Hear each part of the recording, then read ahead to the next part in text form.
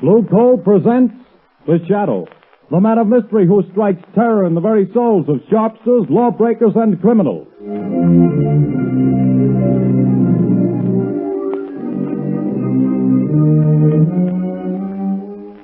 Friends, there's no longer any need for you to rely on guesswork when it comes to buying fuel. Now you can get the best fuel for home use, and know it at a glance, too. For Blue Coal, the finest of Pennsylvania hard coal, is colored a harmless blue at the mines for your protection, so that you can identify it instantly. To be sure that the fuel you buy is a safe, healthy, economical fuel, get America's finest anthracite. Ask for Blue Coal by name. Order your supply tomorrow.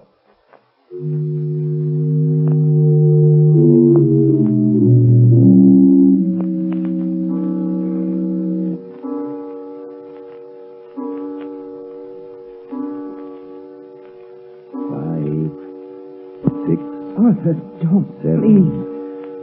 8, 9. This is the hour, my dear. I can't stand it, I tell you. Always at 9 o'clock it comes. But if I hear that horrible thing again, I'll go crazy. Oh, this awful house. But it's quiet, my dear. Way out in the country like this, I can install my laboratory here as soon as I get around to it. As for these strange sounds, well, haunted houses have always fascinated me. I've always wanted to meet a ghost, shake hands with him, invite him to tea. Stop talking like that. It's serious. Oh, I've tried to stand it for your sake, Arthur, but I don't know how much longer. My heart isn't strong, and I... Hear it?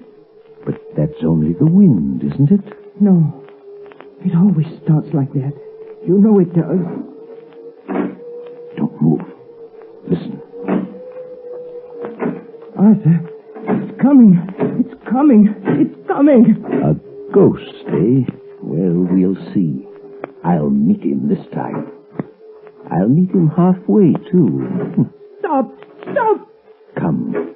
We'll both meet him. Give me your hand. No! Carolyn. Carolyn, it stopped. Can't you hear me? Goodness me. Has the shock killed her? No, her heart still beats. She's only fainted again. Just pass out there.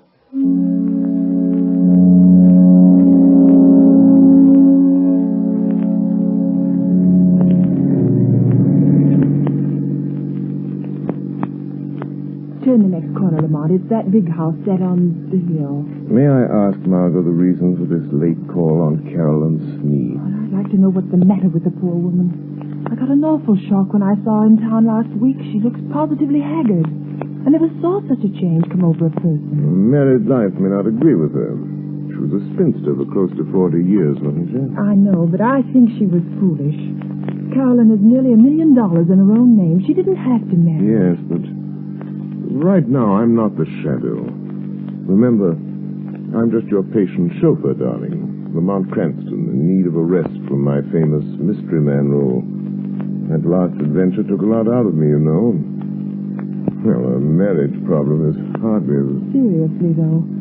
Nobody knows anything about this man she married. He came into town 6 months ago, met Carolyn in some accidental manner at the county fair, and proceeded to rush her off her feet. I've met him only once, but I don't like his looks. Something sinister, I gather. Hence the shadow idea. Well, who is he anyway? Professor Arthur Sneed, I believe he calls himself.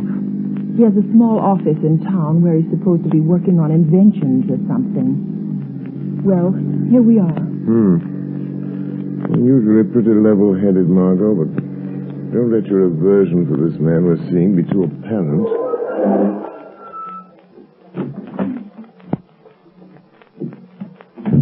Dreary place, isn't it?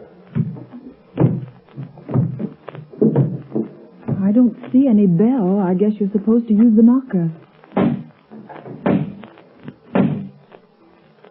Here he comes. Oh, it's you, Miss Lane. Yes.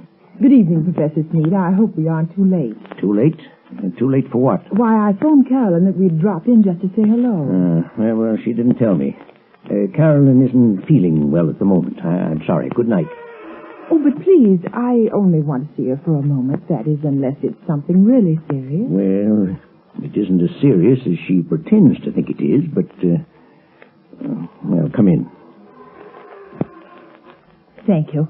This is my friend Lamont Cranston. Come in. I'm very happy to see Mr. Cranston. I've heard a lot about him. How do you do? You say Carolyn is ill? She didn't mention it when I... It came on suddenly. She's been in a nervous condition lately, but it's mostly imaginary. I made her go to bed. Well, would it be all right if I saw her? I suppose so. Go on up if you like. Well, thanks. I'll only be a few minutes, Lamont. What seems to be the trouble with your wife, Professor Sneed? Oh, she's run down, I guess. Frightfully nervous. She has some absurd notion that this place is, well, haunted. Haunted? It's only the wind, of course, and the creaking of an old house. Ghosts. She keeps talking about ghosts. And I can't persuade her that there are no such things. Of course, old houses have a habit of getting themselves haunted, Professor. As for myself, I'm not so sure there aren't such things as ghosts. But surely, Mr. Cranston... Oh, not the conventional sort, perhaps, but... I mean people's spirits. Souls, whatever you want to call them. Haunting the places where they've been unhappy. Very interesting, I'm sure. But a lot of tosh. I put no stock in it. No? I'm just noticing that rather rare book on the table, Professor. Neuroses of Death. What? If you're interested in that, I'm sure you must be interested in ghosts.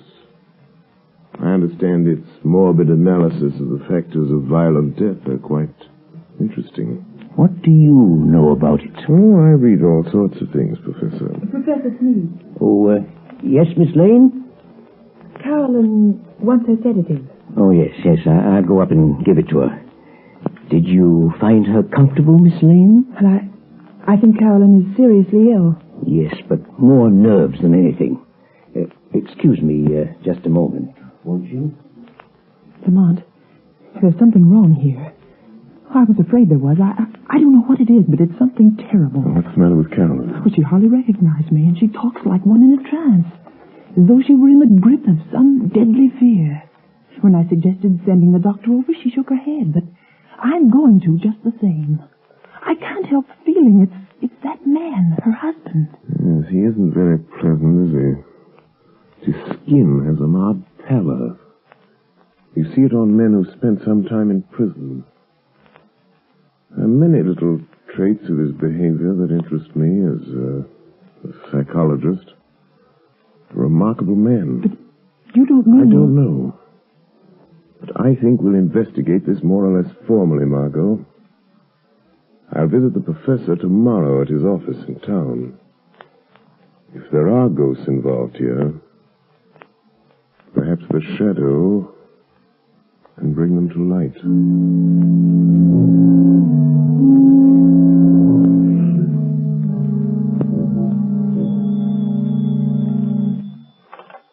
Hello?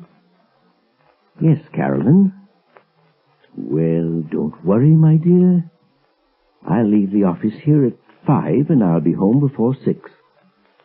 Yes, I understand. Goodbye, dear. Well, who is it? Is that you, Miss White? Who's opening that door? Don't get up, Professor. I'll close it after me. What? I thought I might find you in. Who said that? Who are you? Your conscience speaking, Professor. Or have you a conscience? I'll show you what I've got. Don't excite yourself. I'm only a voice. A voice they call... Professor, have you ever heard of the shadow? The shadow? Yes. You seem to have heard of me. What do you want? I've come to warn you, Sneed. Warn me? Warn me about what? I know what you're doing. What? And I know how it's going to end. The end is death. Death? I have something here I'll toss in your lap. There. Do you hear it? Why, you... Get out of here, I tell you. See it? Look. It's half of a playing card. The ace of spades. When you find the other half, that will be the end. Get out and leave me alone. All right, Sneed, I'll go, but don't forget. The shadow knows.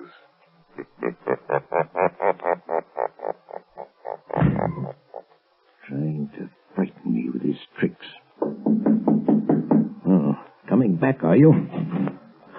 Oh, it's you, Miss White. There are two gentlemen here to see you, Professor Sneed. Two gentlemen? Well, I'm not expecting... I guess you may remember us, Professor Sneed. Spike. Your old friends, Spike Collins and Mr. Wilson here. Yes, of course. Please take those circulars on your desk, Miss White, and mail them at the post office right away. Yes, sir. Lock that door, right? Okay. And what are you staring at, Sneed? We ain't ghosts. I thought you two were doing a stretch at Leavenworth. Yeah, we were. But we framed a getaway. And now we come to see an old pal. Well, now listen, Spike. I'd help you if I could. Nuts. We've been watching you, and we know your game. We ain't got no time to stall. This old dame you married has got plenty of... I don't know what you're driving at. Well, you'll know if we squawk about that dame you married out in Idaho that croaked without anybody knowing what was the matter with her. Cards on the table, Sneed. Has this one signed our money over to you? Yes. She fixed her will in my favor. Well, what are you doing to get her? Well, she has a weak heart, and... I know. Playing ghost and scaring her to death, eh? Well, that's too slow, Sneed.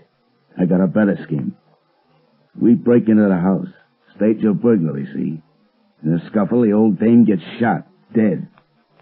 It's quick. No, you can't do that. No, you'll see.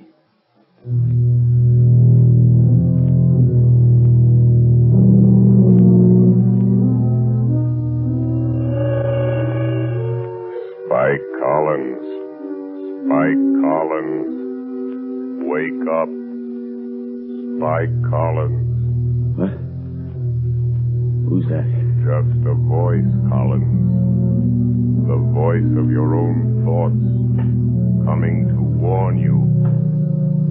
No one but you can hear me. Your friend Sneed is going to double-cross you tonight. Sneed is going to double-cross you. It's your move. Be there to prevent him. Be there in time. 6 o'clock. Be there.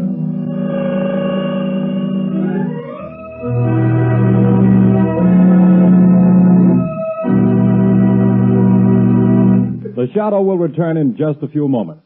While we're waiting, ladies and gentlemen, I want to tell you about the ever-increasing popularity of blue coal, America's finest anthracite. Blue coal is winning new friends every day among New England housewives. They not only like the superior heat of blue coal, but they find that it simplifies housekeeping. This is because blue coal is so clean. It burns completely and does not send any particles of unburned carbon through the house to be deposited on furniture or woodwork. The drudgery of daily cleaning is reduced to a minimum with this clean fuel. Blue coal is the largest single brand of solid fuel prepared especially for home use. Each car is laboratory tested at the mines for purity and size before shipment. Blue coal is Pennsylvania's finest anthracite. So that you can personally identify this excellent fuel, it is actually colored blue at the mines. Order it by name. You will find the name of your nearest blue coal dealer listed in the Where to Buy It section of your classified telephone directory under the name Blue Coal.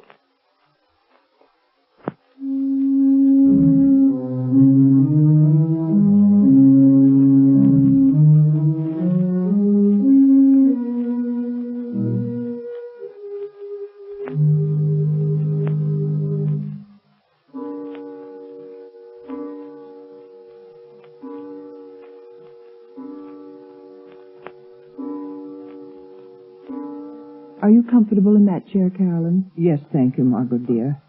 And I do appreciate your coming out here and staying with me. I'm glad to do it.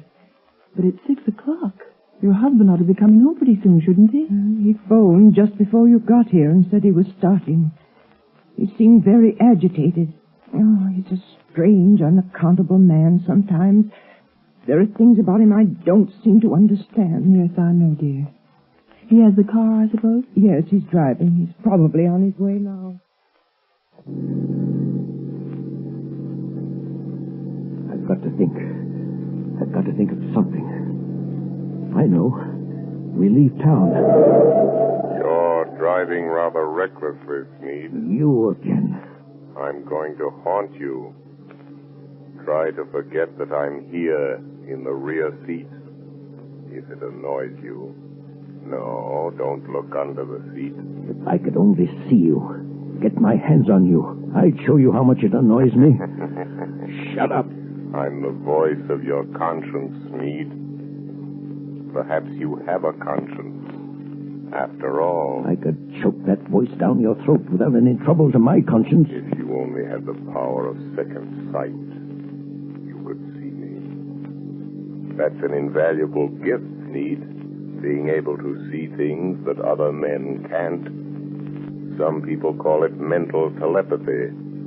Some by other names.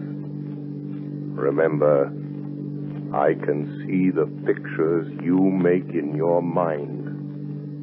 I told you about that. You can warn all you like.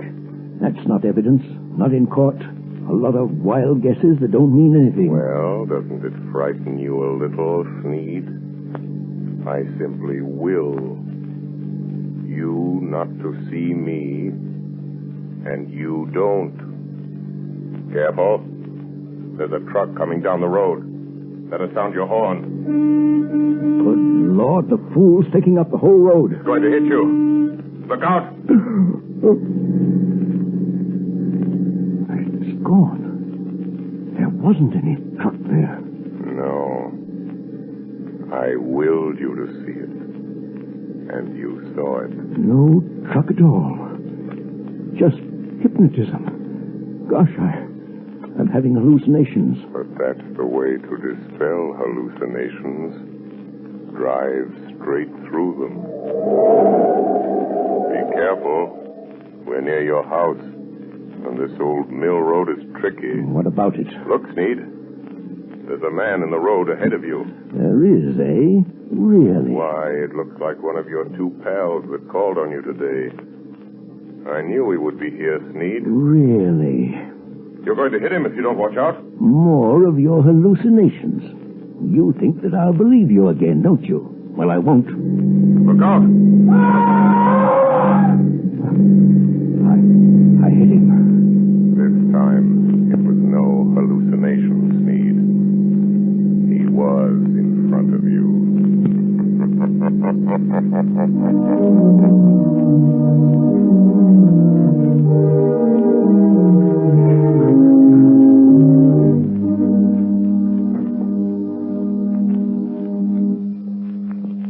Morning, papers! Morning, papers! It's convict Spike Collins found dead last night on the old mill road. Spike Collins, wanted by the police, found dead. Here, son. I'll take one. Here you are, sir. What's it all about, Lamont? Found dead on Old Mill Road. But that's out of the Sneed place. Yes, I believe it is. Notorious criminal struck by automobile and killed. He was certainly struck by an automobile. I wonder if Sneed knew anything about it. He acted very strange when he got home last night. Strange? What way? Well, he was pale and shaky, and he hardly seemed to know I was there. He told Carolyn that he'd had a message from out of town, and they'd have to pack and leave. Oh, did he say when? Well, they thought they could get their trunks and things ready by this afternoon sometime. You're not going to let Carolyn go with him, Lamont? Not if I can help it. Let's see. A little after 9. I imagine Commissioner Weston is rather startled by the morning's news. I think I'll have a word with Commissioner Weston.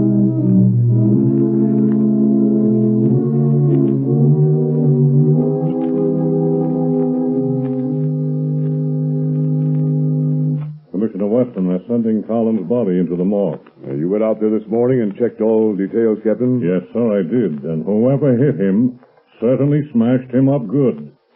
His face was all out of shape and couldn't recognize him. But we found these in his pocket. Now, let's see.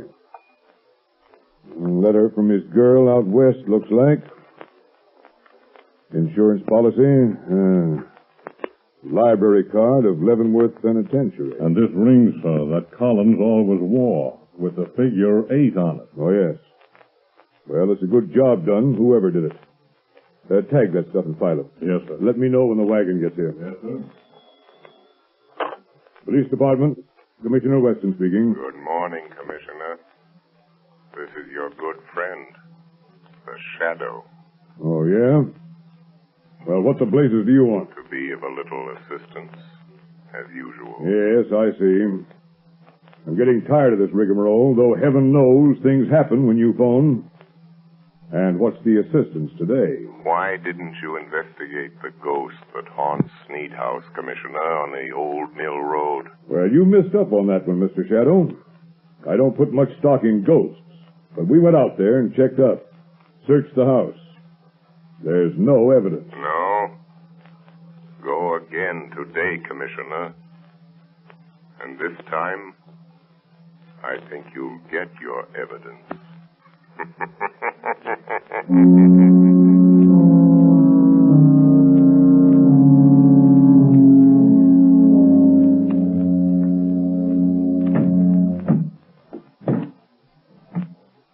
Is that the last drunk, Arthur? Yes.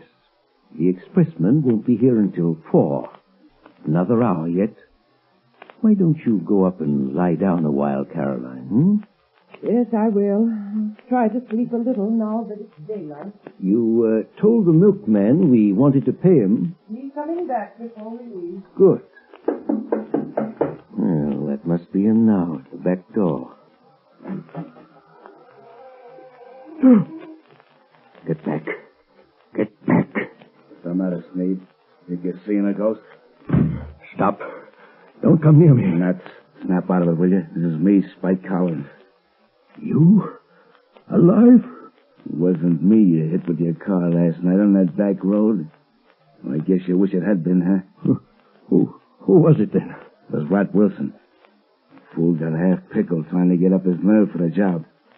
Staggered out on the road before I could stop him, and wham! It was all over. Wilson, eh? So there was my chance, see? Him and me about the same size, his face and hands all smashed flat. I put my stuff in his pockets, my ring and what was left of his finger. There I was, dead. And all that time you was giving me the double cross. And maybe I am a ghost, but I can still deal with you, Sneed. Who is it, Arthur? Just a minute, Carolyn. Now listen, Spike. There's only one way to see this thing through. You and I have got to stick together. The Shadow is after us both. We've got to get out together, away from this Shadow. Don't kid me anymore about the Shadow. You see this cat? I'm here on business. I'm going through with it. Put the old lady out of her misery. Good Lord. What's the matter? There. On the table. Nothing but a torn playing card. The ace of spades, or half of it. You've got to stop it, Spike. You've got to stop. Arthur, what's the matter? Who's this man? Carolyn, this is a friend of mine. A friend? Sure, a friend. But I don't understand. The pistol, Yeah, that's my way of doing business, lady. Your husband does it different. He's been scaring you to death, ain't he? Making you think the place was haunted. You know how he always does it? Stop it, Spike. He used to be an electrician, see? He rigs up a sort of electric sound box with a remote control switch. He usually puts the switch over here by the door. Yeah, here it is. what's it all about, Arthur? The ace of spades. The end. Death. When he turns the switch, you hear the ghost dance. All you have to do is turn this knob. That's the way it works, lady. But I hear it. Arthur, I hear it. Turn that thing off, you idiot. What? I haven't turned it on. making those sounds? I am. What's that? It's him. He's come. A shadow. I am coming up these cellar stairs. I will enter and stand beside you. Where is he? Stand back or I'll shoot. When I enter, I will touch one of you on the shoulder. Stop him. Stop him. And that one will die. Open over there. It's the cops. Come here, Sneed. It's a plant. You called in the cops. No, don't shoot, Spike. The jig is up. You can have the bullet I was going to give your wife, you double-crossing skunk. Oh, you killed him. Come on, here we are. Go through that side room, boys. Okay. Stick him up. I got him. Now stand still around. Break your arm. Now, hand over that gat. All right. I'm through. You win. Spike Collins. Spike Collins? I thought he was... I thought you... Say, what is this? Who was that guy that got killed over here last night? Come clean, Collins. Whoever it was, I didn't do it. Who's that? Where are you? Don't be alarmed. I am here behind you, in the shadow. Oh. So you're here, Shadow, eh? Maybe you know who got killed here last night. The man killed last night, Commissioner, is a ghost. Oh, yeah? There are now 2 ghosts in this little adventure. Mr. Collins will probably make the 3rd. You really should believe in ghosts now, Commissioner. And in shadows.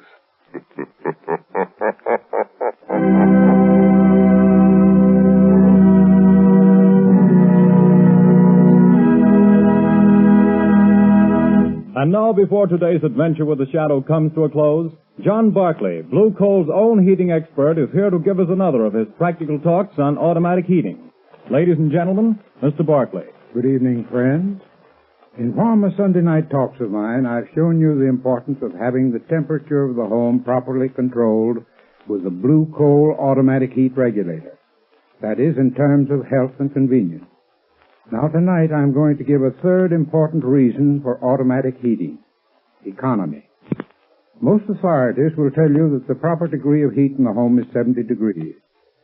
Naturally, you can't by hand keep your fire from giving off more than 70 degrees of heat, but the Blue Coal automatic heat regulator can and does. But here's how that saves you actual fuel dollars. Heating engineers have discovered that for every degree you raise the temperature above the desired 70 degrees, your fuel goes up in cost 1.5%. So you see, friends, by automatically shutting off that heat, that extra, wasteful, unhealthy heat, heat regulator automatically saves on fuel costs. Why not investigate this Blue Coal heat regulator further? Ask your local Blue Coal dealer to give you a demonstration. The cost is only $18.95 plus a small charge for installation. You'll find it well worth every cent of that and more. Moreover, if you have any heating problems, discuss these also with your Blue Coal dealer. He is the best informed heating authority in your community, and assisted by his John Barclay trained serviceman, can, I'm sure, help you save money and have a more comfortable home this winter. This service is free. It costs you nothing. Thank you.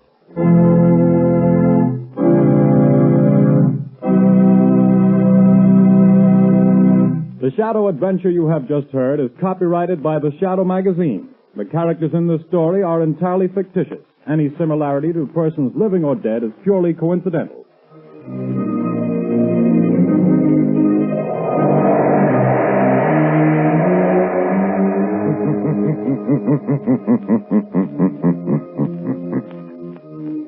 The weed of crime bears bitter fruit. Crime does not pay. The Shadow knows.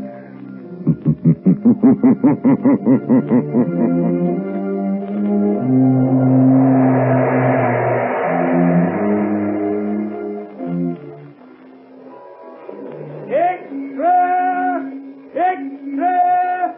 Hear all about it! Next week, same time, same station. The Shadow's latest adventure. Extra! Extra!